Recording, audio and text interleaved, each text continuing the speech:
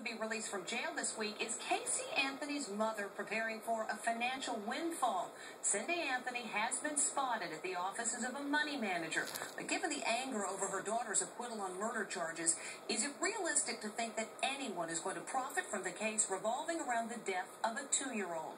Les Trent has more. That's Casey Anthony's mother, Cindy, after meeting with a top Florida financial advisor. Her sit-down with J. Michael Bass, president of Prime Quest Wealth Strategies, is triggering speculation she may have signed a big-money book or movie deal. What can she say to try and defend that?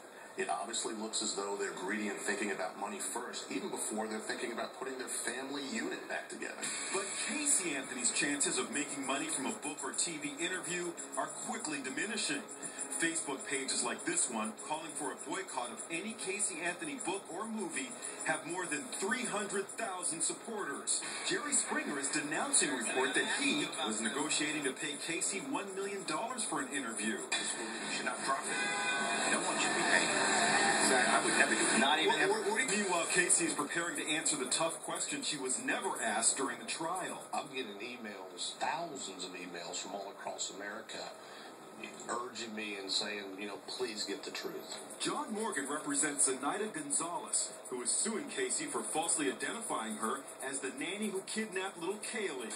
Casey is scheduled to give a deposition just 2 days after her release this Sunday. But we're going to spend a lot of time on exactly what happened. Where were you? When was the last time you saw Kaylee Anthony? How did she die? How do you know that she died? What did you do with her body after it? And one of the jurors who found Casey not guilty is in hiding, in fear for her life. Juror number 12, a cook with 2 children, was too afraid to return to work and left Florida because of public fury over the verdict.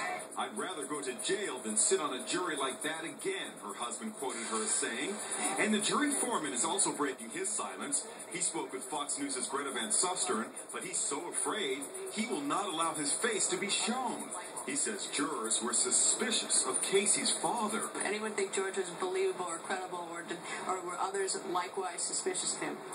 There was a suspicion of him. That was a part of our conversation when we were doing deliberation.